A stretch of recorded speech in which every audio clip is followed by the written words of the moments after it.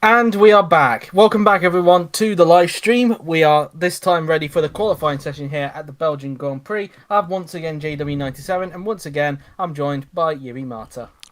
Hello, it's your god here.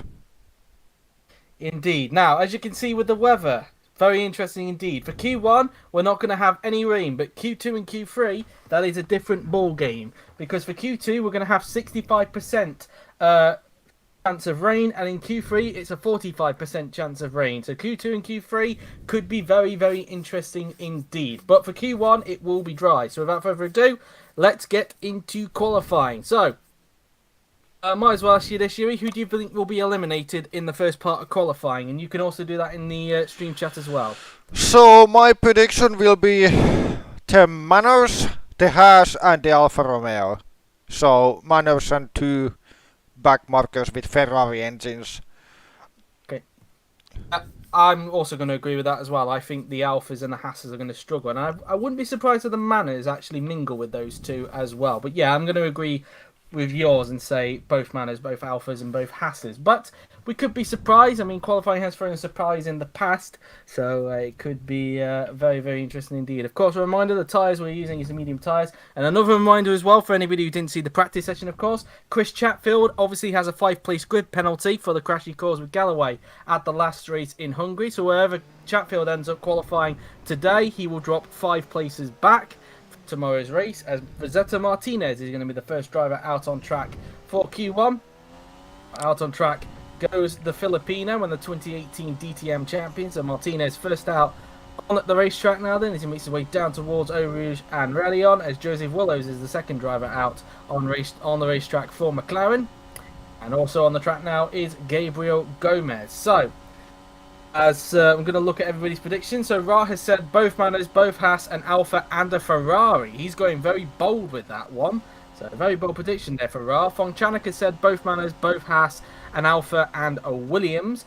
Chris Chatfield said both Manos, both Haas, one Williams and an Alfa. And yeah, Laura jokingly saying to Ra, better not be me or fists are flying. So They're Laura's in the threatening. same.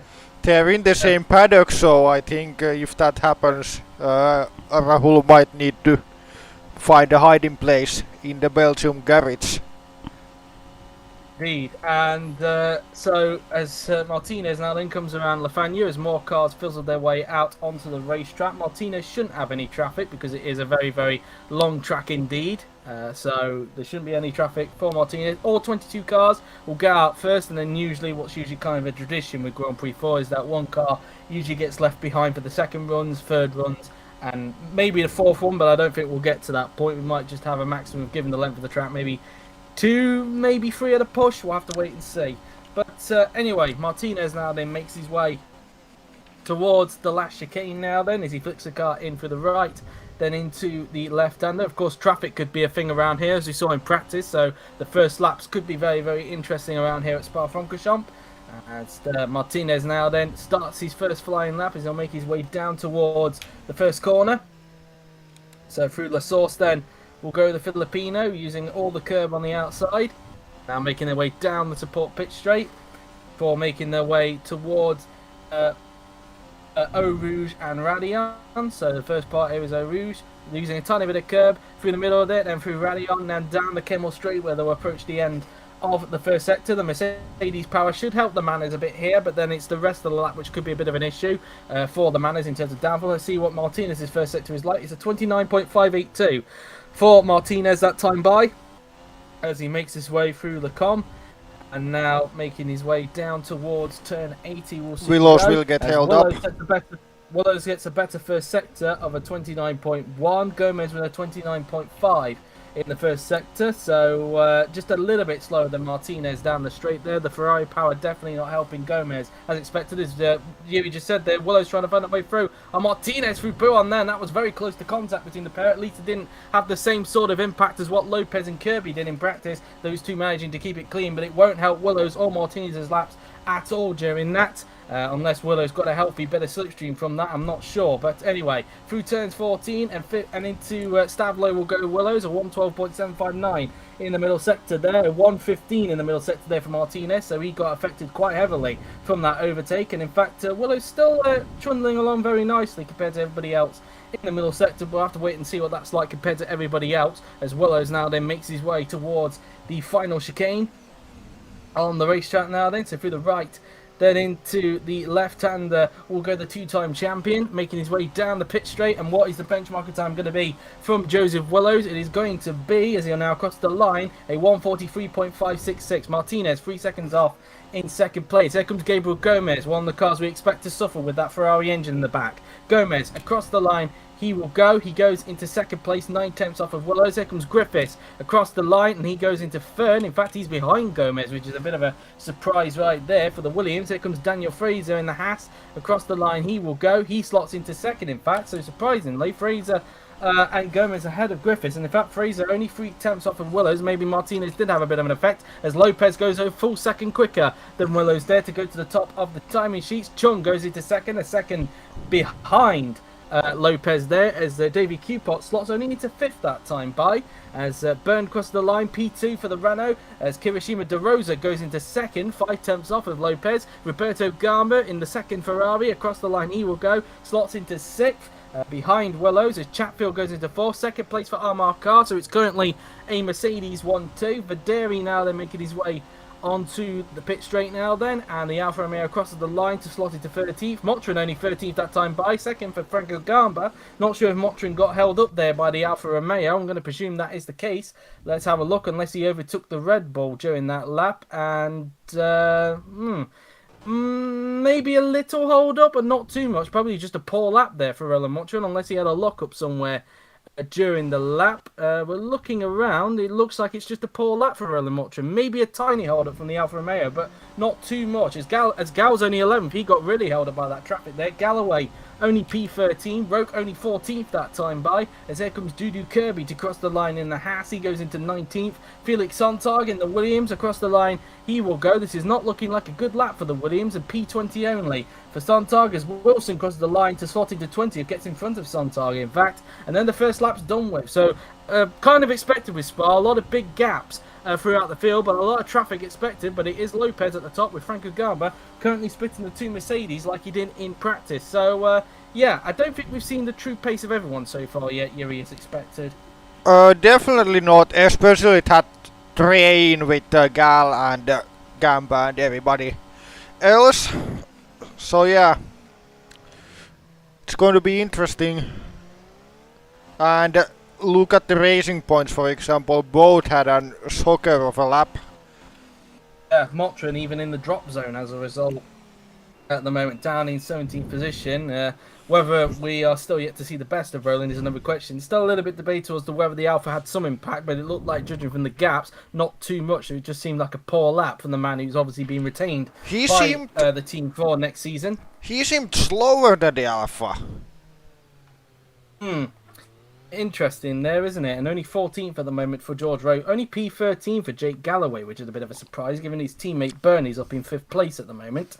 And but the top 3 a tenth between each other, and then it's about 4 tenths between 3rd place and 4th at the moment, with De Rosa bringing up the best of the rest, you could say, minus Mikolas Gal, of course, who's currently down in 11th. Not the best first lap for him, but of course he was caught up in that big traffic jam that we alluded to a little bit earlier on, as the guys, the drivers, prepare themselves for the second flying laps to begin very, very soon.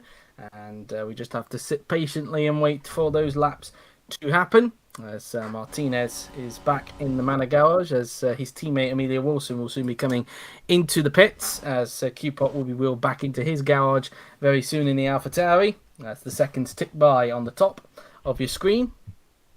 And so we will wait for the next laps to come out. Obviously Martinez was the first to come out, but given that Joseph Willows overtook him on the track, I wouldn't be surprised if unless Willows is the one that gets held behind on this run, I wouldn't be surprised if Willows is going to be the first out on track for the second runs. But we will wait and see. As just under 11 minutes to go then this qualifying session of Q1, it should be said, as Wilson now returns to the garage, currently in 20th, as in fact it's neither of those. Gomez is going to be the first on track for the second runs. Gomez, of course, currently in 15th position, so he's so far safe. His teammate, on the other hand, currently in the drop zone, as one of the banners does come out, and I do believe that is Martinez, so Martinez comes second out on the track.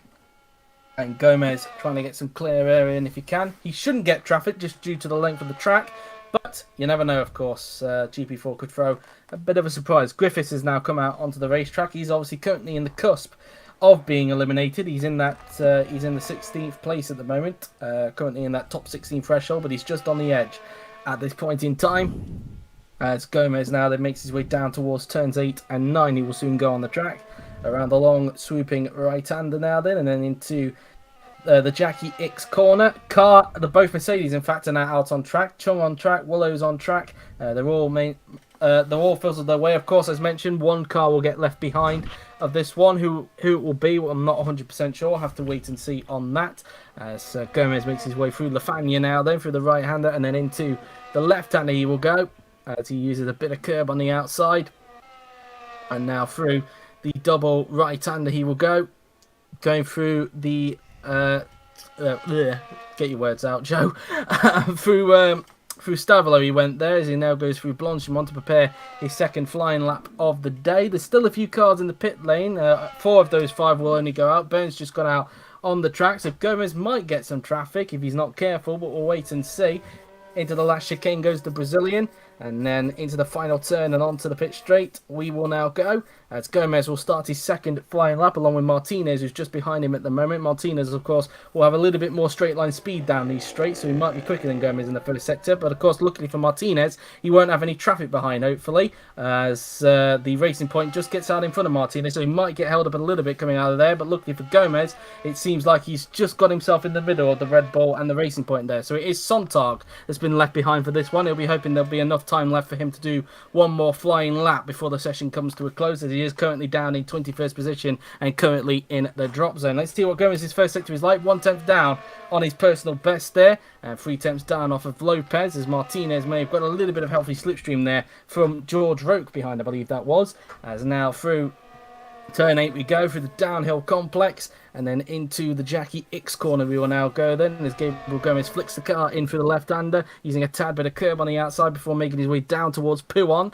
and probably a lift of acceleration through into the left-hander, use a bit of curb on the outside, as now he will make his way through Lafagna, turns 12 and 13 to be exact, so through into turn 12, and then into turn 13 he will go, using a tad bit of curb on the outside now then through the right-hander, and let's see what his middle sector is like compared to his personal best, and he's still 1/10 down in the middle sector, so he didn't lose too much, but it doesn't look like that Gomez is going to be improving anytime soon unless he performs a miracle in the last sector, which I highly doubt. Through Blanchimont then goes the Brazilian, and then into the second part of Blanchimont he will go now then, where Max Verstappen performed that incredible overtake nearly 7 years ago. In fact, I can't believe it's that long ago, really. Into the last chicane goes Gomez from the right.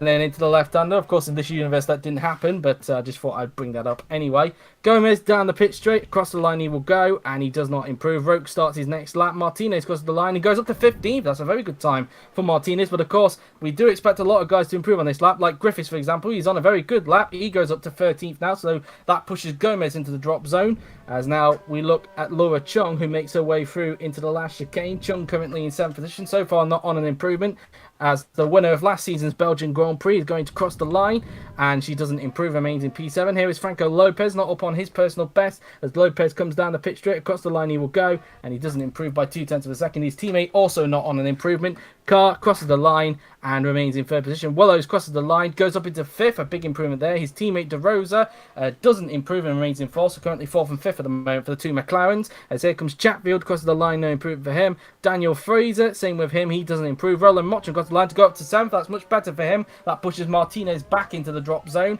Here comes Dudu Kirby, he's on improvement in the Hast. Kirby currently down in 20th, cross the line he will go, goes into 17th, not able to get into the safe zone yet. Roberto Garn wasn't able to improve. Galloway only up to 11th that time by. Cupop gets up into 10th position. Here comes Amelia Wilson in the manor. Across the line she will go, and she remains in 21st, way off the pace there. Garber doesn't improve, remains 1/10 behind Lopez at this point. Evan Byrne is on the improvement now then. Currently in 6th place, the Irishman crosses the line to go up into 4th, so gets above both McLarens at the moment. Verderi is also on the improvement. He's currently down in 20th position. Can he get himself out of the drop zone now then? The man who finished 7th last time out in Hungary. Down the pit straight goes Verderi. Across the line goes the Italian.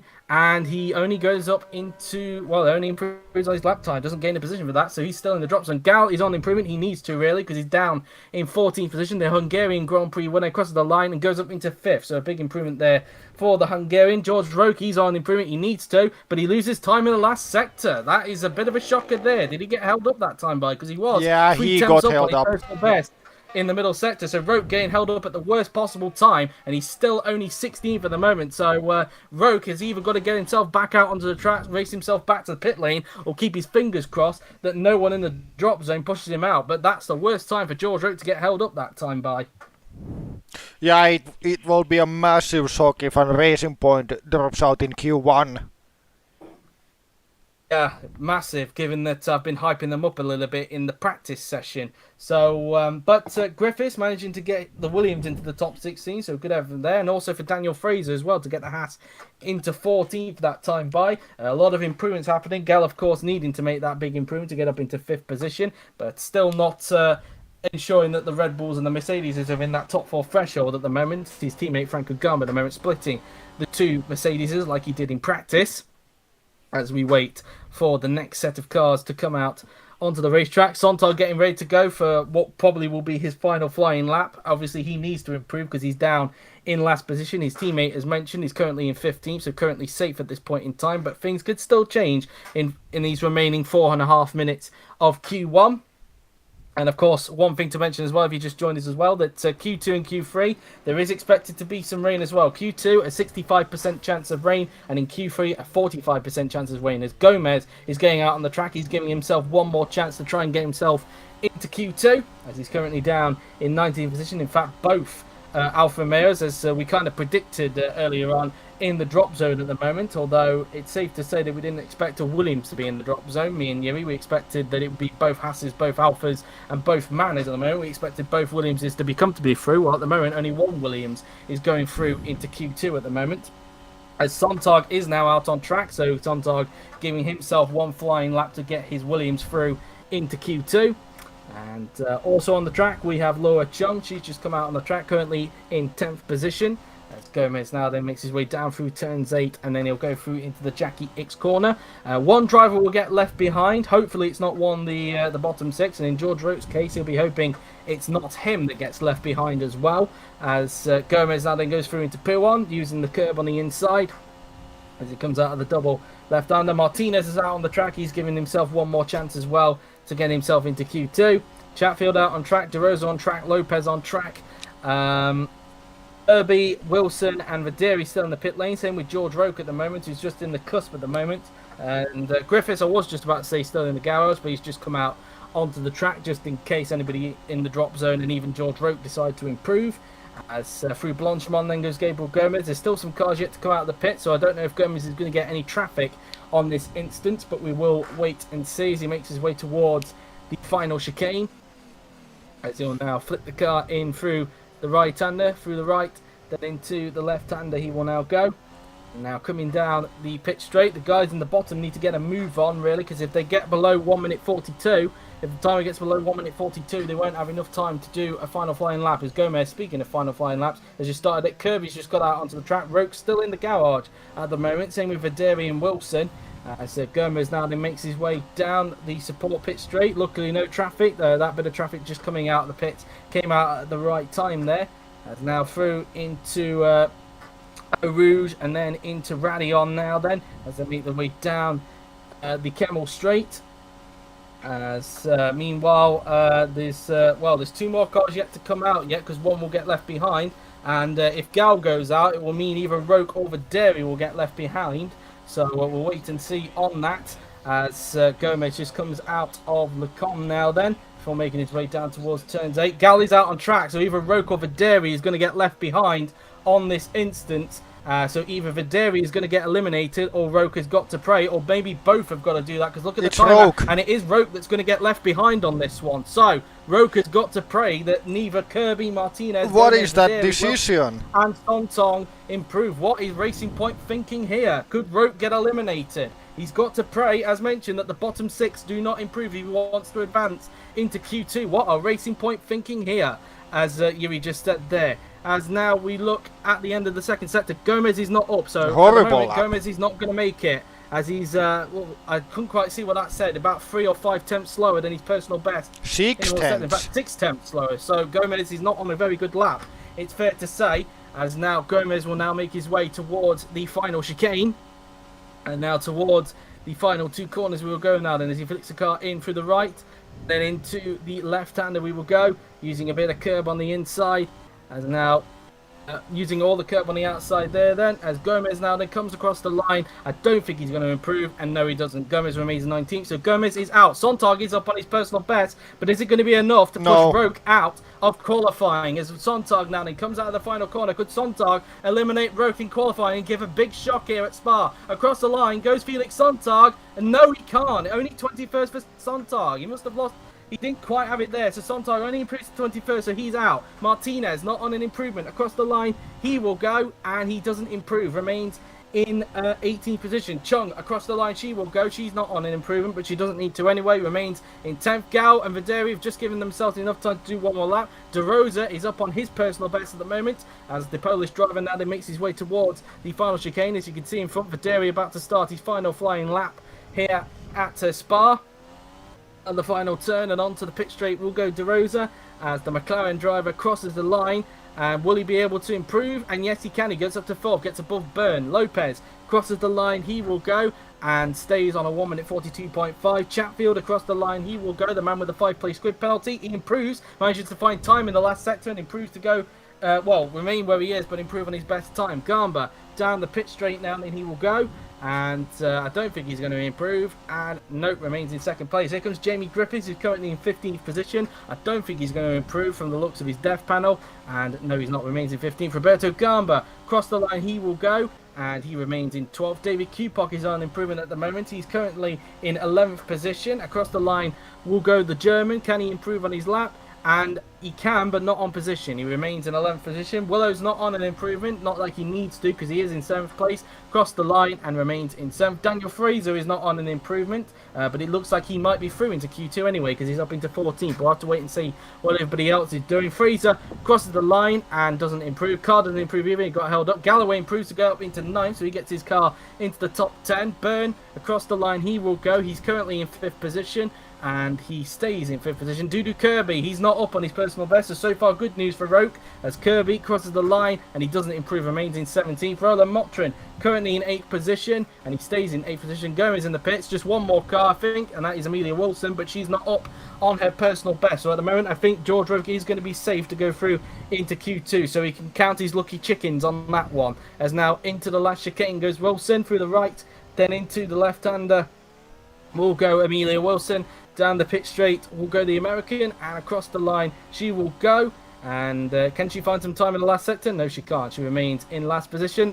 In fact, there's actually one more car. In fact, that's 2 more cars. Sorry, one more car for Roke to negotiate. But luckily, it seems that De Rosa might be doing Roke a bit of a favour. They're trying to hold up for Dairy unintentionally, I should say. As Gal crosses the line, no improvement, remains in P6. As Videri comes towards the last chicane, doing some defending, it seems. So it seems that Videri's lap has been compromised as a result from Kirishima De Rosa.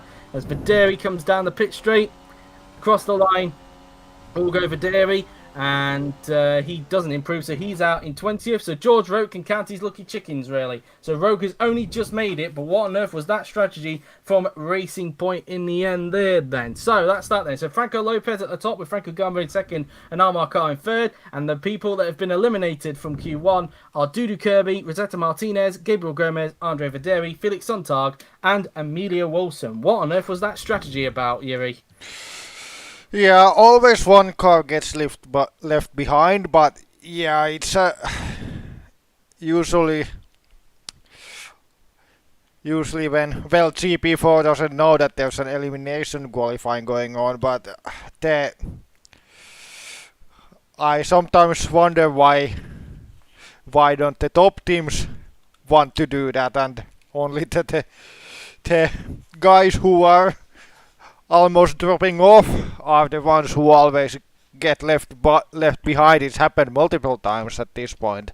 Why don't the Mercedes decide that maybe it's time for Lopez to rest? He's always going to get through anyway. Unless it's the Chinese Grand Prix, of course. But anyway, we're just going to take a little break before Q2, so do bear with us, guys. Apologies there.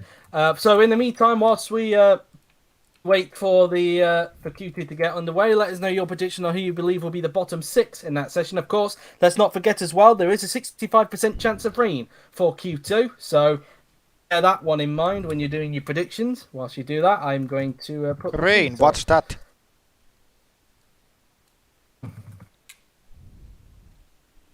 Oh, apologies if I go a little bit silent for a moment.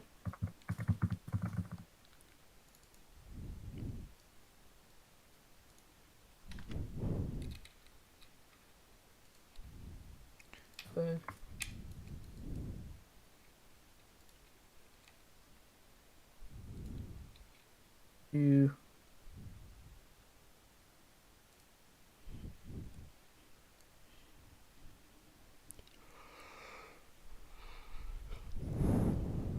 There we go. Just got the tweet out, ready to go. There you go. Tweet is out. So yeah, I'll read your guys' predictions in just a little bit once everything is sorted out.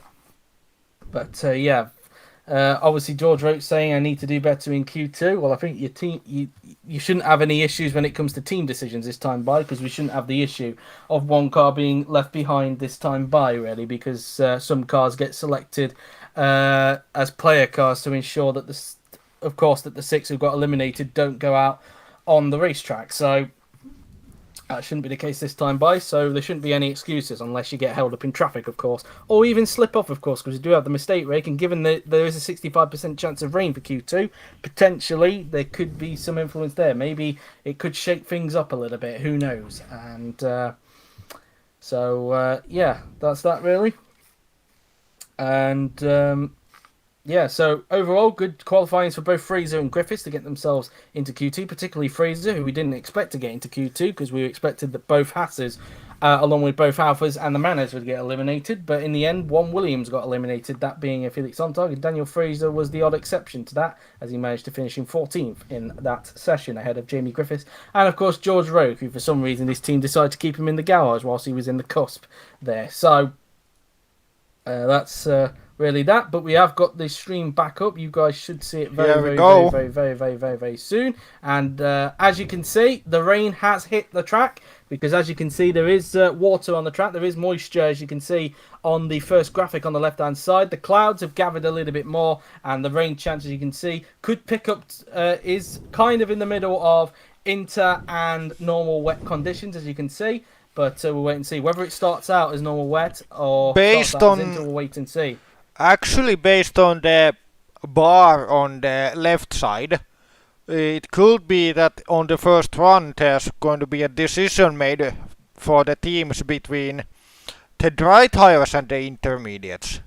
But if the track gets wet quickly, then that will mean that that the guys who took the dry tires will get it horribly wrong.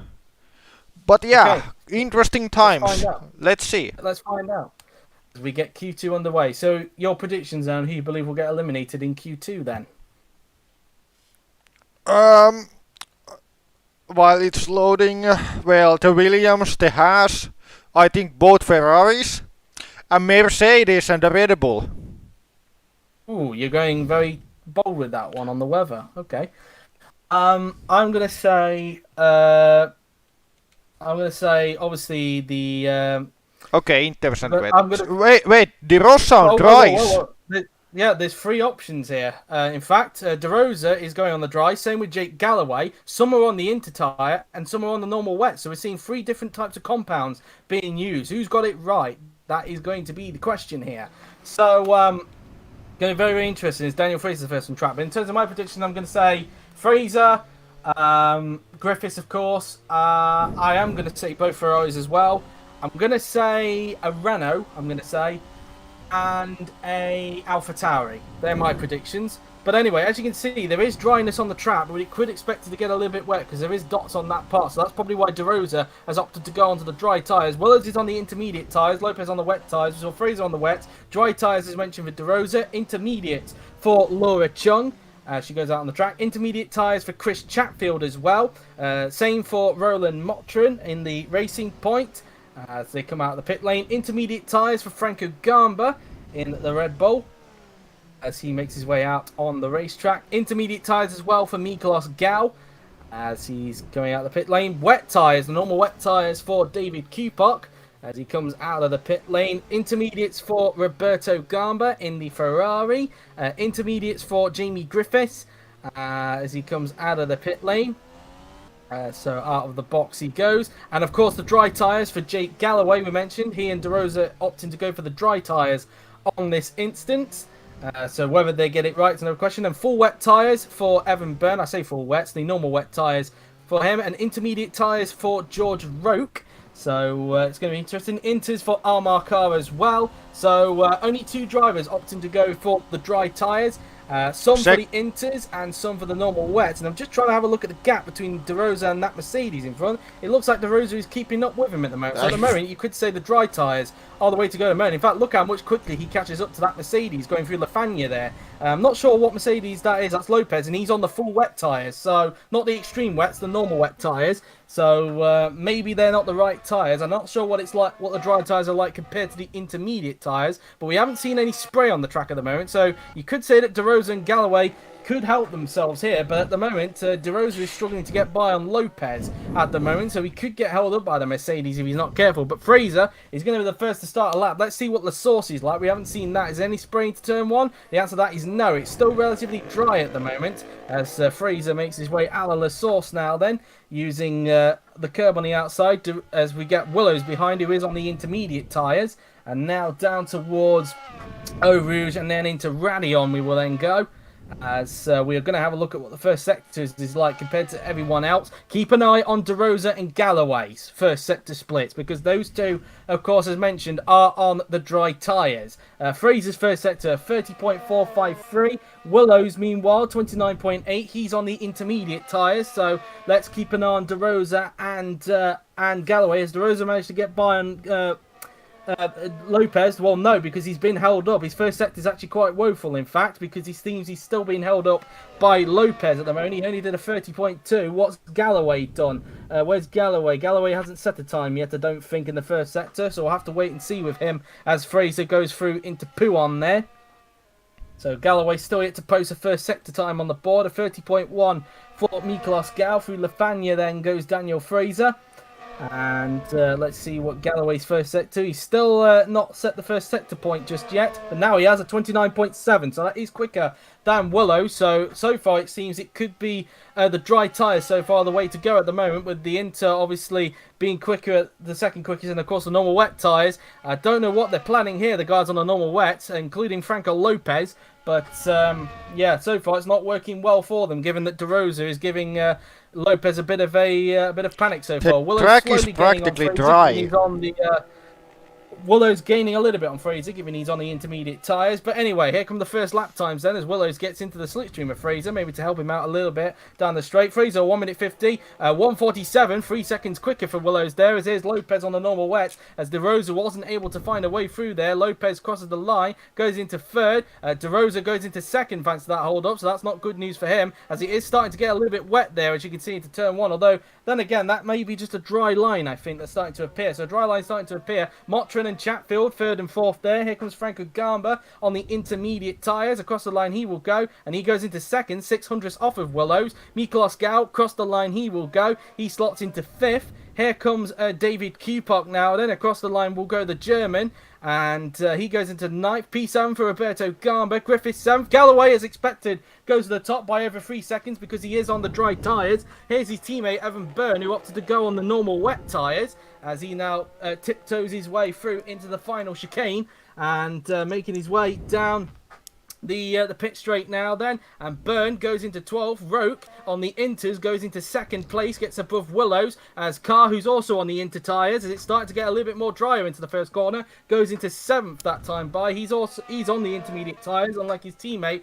who's on normal wet. So yeah, very interesting first few laps, but the dry tyres still seem to be the way to go, and we saw there at La Source it was starting to dry up a bit there as well, so I wonder if people will start to switch on to the dries very, very soon. That is going to be the question mark. But Galloway at the top with a 144.1, not the quickest we've seen, but enough for him to be at the top of the moment. But I wouldn't say it's qualifying over just yet, because as mentioned, La Source was starting to get a little bit more drier, Yuri.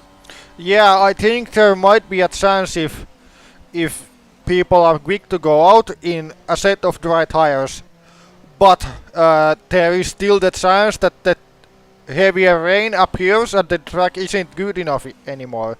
But based on the gaps, in this time, losing 3 seconds with the dry tires seems a little bit unlikely. So now the team should quickly switch to dry tires and try again, and Yeah, especially Lopez and Byrne and the guys on the full wets.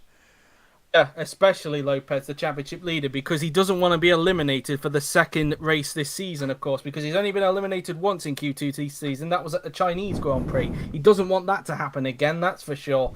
But he'll be hoping the conditions stay as they were, as we saw down at La Source. So that's that, really. So let's see if all these guys decide to go on to the dry tyres or not. That's going to be the question. They could opt to go for Inters, the full wet runners, if it starts to wetten up a little bit more. But I don't know how much time that will gain them, given they did the time on the full wet on dry tyres. I'd imagine they still go quicker, but I could be wrong. As you can see, I did shit in science, so sorry if I demonetised there, but I've got to be honest. So as Griffiths now then comes in a bit. In fact, he did it on the Inter tyres. He's currently in the top 10 at the moment, and but it is very, very interesting to see how these conditions sort of pay out at the moment. If the conditions get worse, Griffiths gets into Q3 with Williams. Yep, as Griffiths gets wheeled back into the garage. And so currently in the drop zone at the moment, we only talked about a couple of people. In the drop zone at the moment, we have Roberto Gamba, Kirishima De Rosa, Franco Lopez, Evan Byrne, David Kupak, and Daniel Fraser at this point in time. So let's see what tyres everybody opts for on the next runs as we look on board with Griffiths there. Then Lopez deciding to stay on the full wet tyres. That's a horrible decision. Not changing his mind on that one. Let's see what everybody else is doing. In fact, they're all going on the full wets, it seems. That's not good for That's not good for bottom 6. I think that's it. We'll have to wait and see. There may be some spray on the track if they're all going onto the wet tyre, but let's see. Willows is out on track. Let's keep an eye on him to see if there is any spray on the racetrack as he makes his way through Eau Rouge and Radion as they now make their way down the Kemmel Straight. And it is starting to get a little bit more damper down the Kemmel Straight, but so far no spray has been seen so far flicking off the back of the cars. Maybe a little bit later on down the track we might see it, but we'll see. Through Lecombe now then we go, as through this part we go. It's getting a bit darker, but again, not seeing any signs of spray. You can see from the track evolution there, the track is starting to get a little bit damper on the track, so let's see. No spray at the moment as Willows makes his way through the Jackie X corner. Is there any spray down here? His rain light has just come on. You've just seen that on the rear of his car. His rain light just came on there on the exit of turn 9. And is that spray or is that just the camera doing that? I'm not sure. Spray. You think that's spray? Okay. Yeah. Okay, so Lafagna then goes well. It looks like there might be some spray now actually down at the Kemmel Straight, as Yuri just said there. I thought that might have been just a smudge on the camera, but it might actually be spray.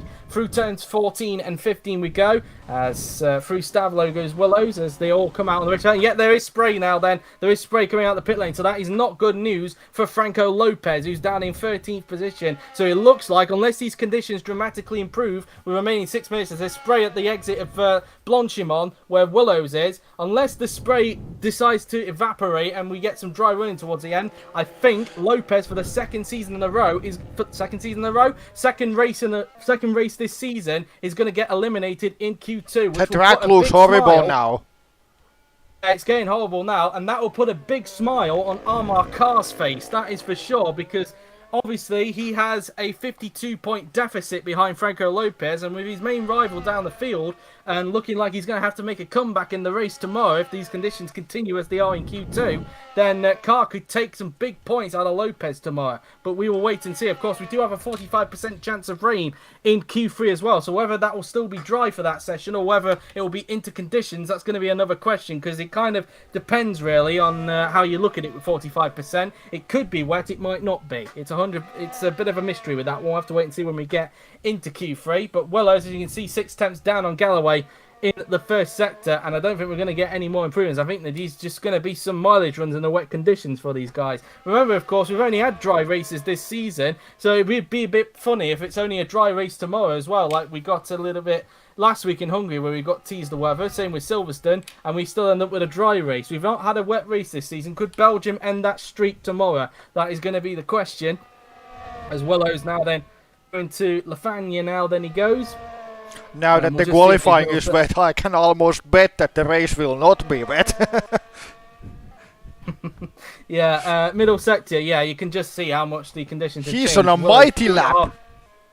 He's 2.5 seconds slower than his personal best in the middle sector with these wet conditions. But we're going to see what the lap time is anyway with these tyres now then in these wet conditions. Through Blanchimont now then will go Willows as he now makes his way towards the final chicane. And now in towards the right and left-hander using all the curb on the inside there.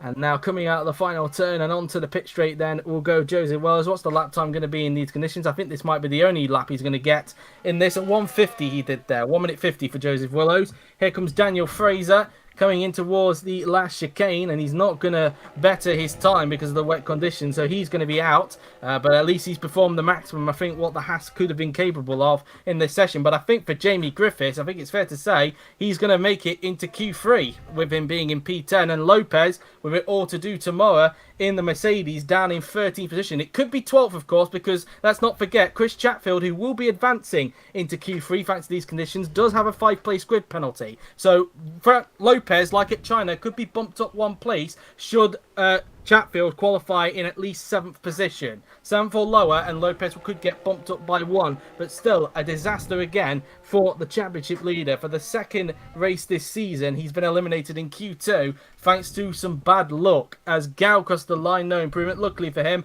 both Red Bulls are going to be through into Q number 3, so Carr is going to be the only sole survivor for Mercedes in Q3 like he was in China, so a big chance for him to get pole position, although as I've said previous times, probably pole position is not the best place to be at Belgium given its history with the start, as Galloway crosses the line, Roke crosses the line. Here comes Jamie Griffiths, who looks like he's going to make it into Q3. He does a 152, a 151 for Carr, the only sole surviving Mercedes for Q3. Byrne, no improvement for him, and Willows, of course, coming back into the pit. And I think this just will a be the moment laps done with, just judging by the laps they did that time by, and judging by the length of this track. So that's that then. Lopez, we have now officially got our bottom 6. It was already kind of confirmed earlier, but we've now officially got our bottom 6 of Roberto, Gamba, De Rosa, Lopez, Byrne, Kupok and Fraser. And Galloway, thanks to him getting on the dry tyres early on, is going to top this session by over 3 seconds ahead of George Roke and Joseph Willows. So looks like for once Willows is going to be the only sole McLaren driver into Q3 rather than Kirishima De Rosa for a change. So bit of a change of guard at the moment for McLaren, and Willows, well, he needs to put in these performances given the threat that he could get booted out. But at the moment he's still he's doing very well so far in this session. It'll be interesting to see how he does in Q3 and what the 45% weather chance could play up in that session. I didn't hear what you said. I was just saying about the weather prediction. So yeah, that's what I was going to say there. Q3. So anyway, Fraser makes his way back into the garage, but yeah, I guess we're just going to get people doing mileage runs until we get to 0, where we'll just go through the full result and then get on with Q3, which could also throw a spanner in the works given the 45% rain chance for that session. But through into Q3 as a result, Jake Galloway, George Roke, Joseph Willows, Franco Gamba, Laura Chung, Roland Motrin, Amar Carr, Miklos Gal, Chris Chatfield, who of course has that 5-place grid penalty, let's not forget, and Jamie Griffiths. So Griffiths, if Chatfield gets a 5-place grid penalty, could start as high as ninth position unless he performs a very big miracle in Q3. Maybe puts in a George Russell style performance from real life in 2021 and somehow finds a way of getting the Williams onto the front row. We'll have to wait and see on that one. But yeah, as we wait for the seconds to tick down, then to officially conclude Q2 and then get on to Q3, which could be very, very exciting as Jamie Griffiths pulls back into the garage, and I bet you he's going to be very, very happy about that one to get his Williams through into Q3. So that's that then, really. And unfortunately for Evan Byrne, he's been eliminated as well. But his teammate, Jake Galloway, the only sole Renault who's going to be in Q3. It seems to be a repeating thing that we've seen with the Renaults this season in qualifying. We've rarely seen both Renaults get through into Q3 this season. Well, it has happened, but not as often as we would have thought, really. And you could say on this occasion it was down to the weather. I think Byrne will go to the Renault headquarters and be a little bit disappointed because it seems like they were favoring Galloway there with that strategy. Potentially, but there you are then. A reminder, Galloway, Roque and Willows are your top three, with the bottom six being Roberto Gamba, Kirishima De Rosa, Franco Lopez, Evan Byrne, David Kupok and Daniel Fraser. So we're just going to wait a little bit for Q3 to get underway, and it should be very, very interesting. But in the meantime, guys, you can let us know your predictions on who you believe will take pole position for tomorrow's Belgian Grand Prix. Now, bear in mind, as I said, there's a 45% chance of rain for that session, so that could throw a spanner in the works. But we will wait and see, of course.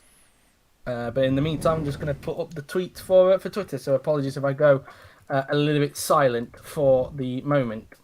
But unfortunately for De Rosa, he obviously went to go for the dry tyres, but unfortunately he did get held up as we established as well. So had he not got held up by Lopez, I think De Rosa would have definitely made it into Q3 along with Willows, but unfortunately he wasn't able to because of that hold up from Lopez, and because of the conditions worsening, he's going to start from at least in 12th position. It could be 11th, of course, because of Chatfield's grid penalty, but we will wait and see on that. So as I just prepared to get the tweet up. And, so yeah, chat, do the pole position predictions, and George, do not predict Gal.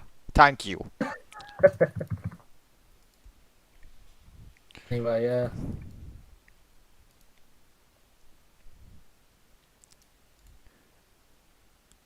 as I think I have everything ready to open GP4 again and go to the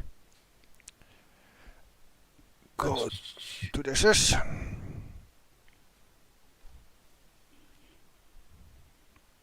In Q2 are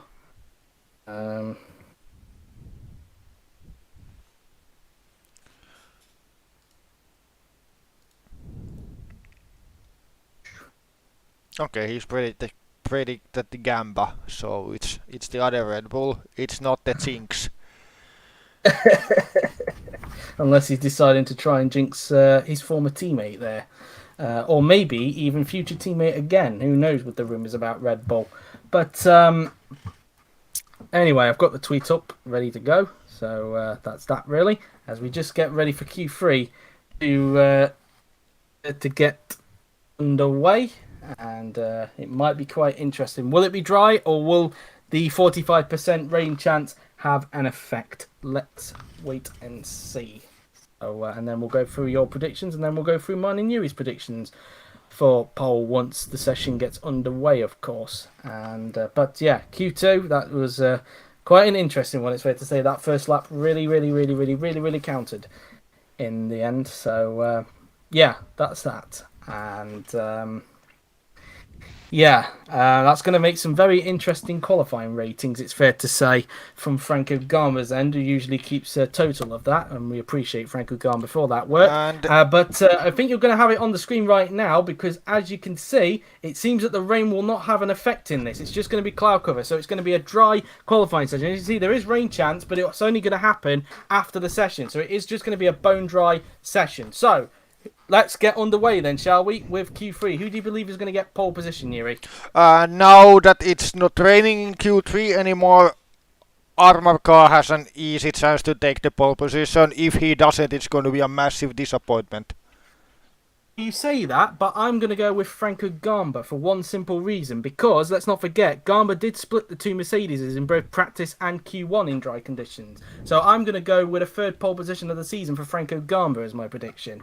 So let's wait and see on that then as we get ready for Q3 to get underway. And of course, Griffiths will have the pleasure of having his Williams driving out in Q3, and of course the second time this season that we won't see Lopez in Q3, unless you want to count Austria when he had that crash and got stuck in the garage, where he ended up having to start the race in 10th position, but still ended up winning the race, as Miklos Gal is going to be the first man out on the track, followed by Laura Chung, the only Ferrari left in this session. So Gal, the man who won the Hungarian Grand Prix last week, first man out on the racetrack, as he comes down towards Eau Rouge and Radion, so through Eau Rouge and into Radion he will go. And I'm not sure if Chung's going to get a healthy bit of switching from Gal. It might help her a little bit given the power disadvantage that the Ferrari has. How much of a difference last season makes to this season, really, with Ferrari in terms of power. Willows is out on the racetrack now then for McLaren, the only McLaren left in this session as they go around Le Com now then before making their way down towards turn 8 and 9. Around the long swooping right-hander we will go, using a bit of curb on the outside and then down into the Jackie X corner as all 10 cars begin to fizzle their way out onto the track. Now through into Pouhon now then, using the curb on the inside as they will now approach turns 12 and 13 on the racetrack very soon. Jamie Griffiths has now just come out onto the racetrack now then. Be very interested to see where he ends up in the Williams, whether he will in 10th, as probably most people are predicting, or whether he can get a little bit more higher in that Williams. Of course, they do have an advantage down the straight. Let's not forget with the Williams, with the Mercedes power, as Joseph Willows knows often too well. We've been stuck behind Felix Sontar quite a lot. So that is now through into Blanchimont now. Then we will go as Gal now then makes his way towards the final chicane before starting his first flying lap of Q3, along with Laura Chung as well. Through the right, then into the left-hander. All 10 cars are now out on the racetrack, so unless they came out right behind somebody, the people coming out of the pits, there shouldn't be any traffic issues, and there definitely won't be for Gal and Chung, that's for sure. As Gal makes his way down towards turn 1 of La Source now then, using a tad bit of curb on the inside and then a lot on the outside there, before making their way down towards Eau Rouge and Radion now then. So, Gal will now flick the car in through the left, and then in through the right, and then out of Radion then we will go. And now heading down the Camel Straight before making their way down towards Le Com. And let's see what Gal's first sector is going to be like. And it is a 29.344. Chung does a 29.493, so a 10th off of Gal in the first sector there. So maybe just having a tiny little bit of slipstream, but not too much there because she was not right behind Gal at that point in time. Through turn 8, down the hill we go. As now through into the Jackie X corner now then, using a bit of curve on the outside there. A 29.3 for Willows, only a 100th off of Gal in the first sector there, so a decent first sector for Willows, although it is just basically a straight, the first sector is really.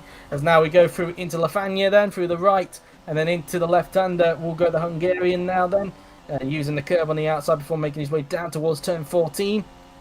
Missing the curb on the inside there. 112.437 in the second sector for Miklos Gal. He just round Stavilo there. 113.054 for Chung there. So 6 tenths off of Gal that time by. Through Blanchimont then will go Miklos Gal. And then through the second part it will go flat onto the accelerator. There we go. And now in towards the final chicane. The bus stop chicane as it used to be. People still refer to it as a bus stop chicane even though it ain't really anymore. Through the right then into the left-hander now then, as he uses all the curb on the outside, making his way down the pit straight and across the line then will go Miklos Gal, and it's a 143.301. Laura Chung crosses the line and goes 8 tenths behind in second. Here comes Joseph Willows in the McLaren, as he'll now make his way towards the final sector. He was only 53 thousandths off of Gal in the second sector, so let's see what his third sector is like compared to Gal. Let's see how he hooks up this last sector. Joseph Willows, he comes down the pit straight and across the line will go the 2-time champion. He crosses the line And he goes into second, 34 thousandths off of Miklos Gal, in fact. So he gets in front of Laura Chung. A decent time there for Joseph Willows as Gamba is up on Gal in the second sector by a tenth. Let's see what Gamba can do. Across the line will go the Hungarian GP pole sitter, and he goes to the top by 1/10 of a second. Now let's see what Armar Carr is doing, and he's only 15 thousandths off on Gamba in the second sector. So let's see what his last sector is like. Carr across the line, can he grab the pole? And no, he can't. 300s off of Gamba in the last sector there. Franco Gamba 300s ahead of Carr. Chatfield goes into sixth at this point in time as Galloway in the Renault crosses the line. The man who topped Q2 because of those conditions goes into fifth. George Roke in the Racing Point crosses the line. He goes into sixth, slots in behind Jake Galloway. Here comes Jamie Griffiths in the Williams now. Then let's see what he's able to do then as he now comes down the pit straight, and across the line will go the Welshman, and he slots into ninth position, and Roland Mottram goes to the line to go into sixth place. So at the moment it is the man who got pole last time out, Franco Gamba, currently at the top, but only by 300ths of a second. So Carr just needed to find that little bit more to try and deframe Gamba from the top there, Yuri. Yeah, it's surprising that Armor isn't fast enough on that lap, but also you really need to add that what if he's slowing down a little bit to get the better line for tomorrow. Yeah, potentially, yeah, because let's not forget, pole position really is kind of a disadvantage around here in Belgium, because usually there's a 9 out of 10 chance that the guy who starts on pole will get jumped at the start, really, given the profile of the first corner. So maybe Carr could have lifted off a little bit towards the end to ensure he gets the better line into the first corner there. But we will wait and see, of course. There's still plenty of laps to go in this session, and maybe Carr does want the pole for statistics. Who knows, really? And maybe we'll probably be praying that Garmin may get a bad start should those two be on the front row and Carr's on pole. But we will wait and see, of course, as we have just over 9 minutes to go in Q3. And maybe 1 or 2 more flying laps, maybe 2, because of course it's not wet, so maybe 2 more flying laps, but we will wait and see. Maybe 1 for some, we will see, but all 10 should be able to get another lap in quite soon, as here is Willows currently in 4th position, currently doing a good job. Chatfield down in 9th, which means at the moment he will be starting in 14th place due to his 5-place grid penalty, so that would bump Lopez up a position. Same with Kirishima De Rosa, who's starting in front of him, and it would put Roberto Gamba into the top 10 as a result, alongside Jamie Griffiths, who would start in 9th as a result of Chatfield's penalty at the moment, if it were to stay like this. So, as Willows gets wheeled back into the garage there as we wait for the next laps to happen. Here is Chatfield with the 5-place grid penalty looming over his head, and let's see who's going to be the first out on track this time by. Will it again be Gal, or will it be someone else? Let's see. And as Chatfield will get wheeled back into the garage, as there is the Racing Point of George, well, it's one of the Racing Points, it's either Roke or Mottram, and it's George Roke. He was just waiting for Chatfield to get wheeled back into the garage there. Only 6th and 7th at the moment for the 2 Racing Points. This here's Jamie Griffiths making his way back in the garage as well. We're just over 8 minutes to go, and just waiting for the next set of laps to get underway. So far the top 10 looking like this. Franco Gamba at the top with Carr in 2nd, Gal in 3rd, then it is Willows 4th, Galloway in 5th, Mottram in 6th, Roke 7th, Chung 8th, Chatfield 9th, and Griffiths in 10th position. Some predictions that people were saying for pole, forgot to read them. George said Franco Gamba for pole, Ra said Armar Carr for pole, Laura said Miklos Gamba for pole. Can't choose between the 2 Red Bulls then, it seems.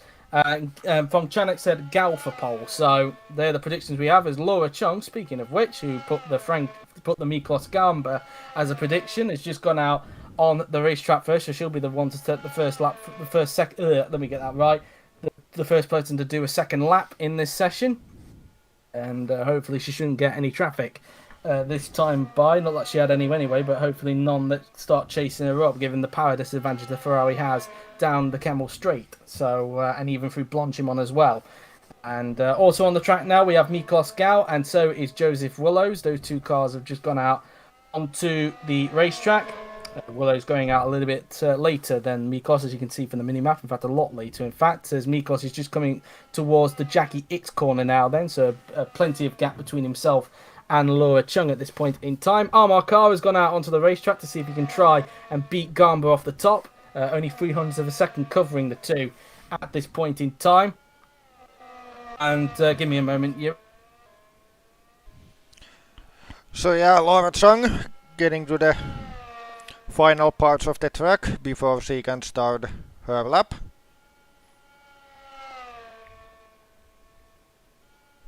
Going through these corners. I'm back. You're back. Anyway, so I am back. And anyways, Chung now then comes towards the final chicane. Still some cars yet to fizzle out on the racetrack. We just saw Galloway there just go out on the track along with Roke, I believe. So just Motrin and Griffiths yet to go out on the racetrack. Hopefully none of them held up Laura Chung as she now makes her way down towards La Source as Griffiths has just gone out onto the racetrack. So coming out of La Source then will go Laura Chung. And it looks like she might get held up a little bit, but then again, we know the power disadvantage this Ferrari had, so it might not be too bad. She might even get a healthy bit of slipstream from Roland Motrin in front of her, so let's wait and see. As now coming down the Kemmel Straight we go. Let's see how much it's going to help Laura Chung. Just keep an eye on the def panel on the top right. She obviously did a 29.493 on her first lap. Let's see what next lap is like. And she is slightly up on her personal best by 57,000 of a second, so the same as her car number, really, number 57. As now coming out of the com. And now she makes her way down towards turn 8 now then, flicking the car in for the long swooping right-hander, as now she'll make her way down towards turn 9 of the Jackie X corner. And now down towards Pouon she will now go, with just over 5 minutes to go, flicking the car in for the left-hander. And now heading her way towards Lafagna now then. Of course, Chung took pole position last season, but given the pace so far this Ferrari is showing, I doubt she's going to get pole this season, but you never know, a miracle could happen. As now in towards turn 14 we go, as they'll now approach Stavlo, and she's now down on her personal best in the middle sector. So she's all that time she gained in the first sector, she seemed to lost in the middle sector by 3 tenths there. So she managed to lose 3 tenths in that middle sector that time by, so not looking like a good lap for Laura Chung. It looks like she's going to remain in P8 at the moment. We'll have to wait and see what everybody else is doing around the track in a little bit. But Chung makes her way towards the final chicane, to the right, and then into the left-hander she will go, as she'll now make her way onto the pit straight. And Chung comes across the line now then, and she crosses the line and doesn't improve, remains in P8. Here is Miklos Gal. He's not up on his personal best, so Gal heading down the pit straight. Across the line will go the Hungarian, and he doesn't improve, remains in third position. Willow's also not up on his personal best at the moment. In fact, half a second off his personal best at the moment. 7 tenths off of Franco Gamba, to be exact. If you just saw briefly there on the top left, as Willow's now then makes his way towards the final chicane, flicking the car in through the right and then into the left. Same, you see the chat. And now down the pit straight, and across the line will go Willows, and no improvement for him, as Armarco is not up on his personal best. So at the moment he's not being able to find the time he needs to try and dethrone Franco Gamba at the moment. Maybe that's not a bad thing given the reputation of the front row here at Spa-Francorchamps, and I would expect that to be the case in GP2 later on tonight, as Car does not improve and remains on 300s behind Gamba. And speaking of Gamba, he's also not up on his personal best. Across the line will go Franco Gamba and remains on a 143.126, only a few hundreds off his personal best, to be fair to him. Here comes Chris Chatfield now then, making his way towards the final chicane through the right, and then into the left-hander he will go. So far, of course, he will start 14th with his 5-place grid penalty.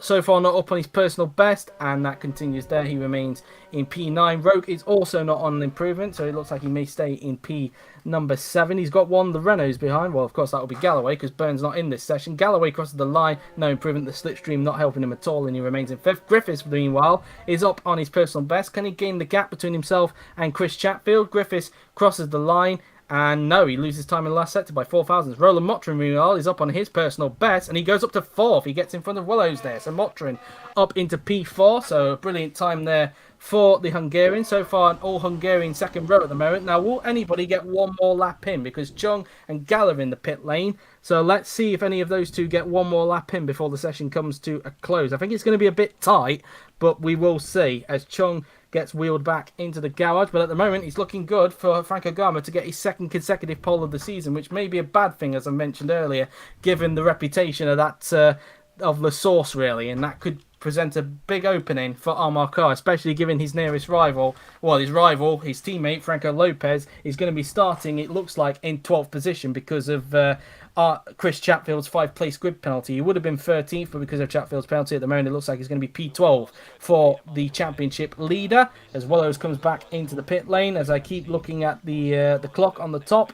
Will anybody get out for one more flying lap before the session comes to a close? Let's see as the seconds tick down.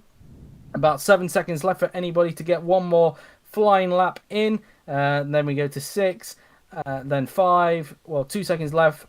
1, 0, and I think that's going to be that then, really. Nobody else is going to get one more flying lap in, so I think it is safe to say that for the third time this season, Franco Gamba is going to start on pole position for tomorrow's Belgian Grand Prix. But that could be, as I mentioned, a bit of a disadvantage for him, given the reputation that the source usually throws for people who start at turn 1. So that could present a big opportunity for Amarkar, should he not fluff up the start, that is. So, that's that really. So we'll wait for the seconds to tick down to 0, and then we'll let you see the qualifying lap from the pole lap from Franco Gamba to show you how he got pole position for tomorrow's Belgian Grand Prix. And as a result of that, it will mean that Chris Chatfield will be starting down in 14th position thanks to his 5-place grid penalty. So Griffiths will start in 9th for tomorrow's race. Lopez will start in 12th. Roberto Gamba is up into 10th. De Rosa up into 11th.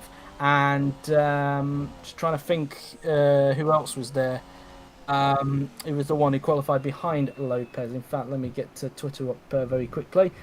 Evan Byrne, that's it. So Byrne will start in 13th ahead of Chatfield, and then the rest will be as normal. So Motrin heading back into the garage there.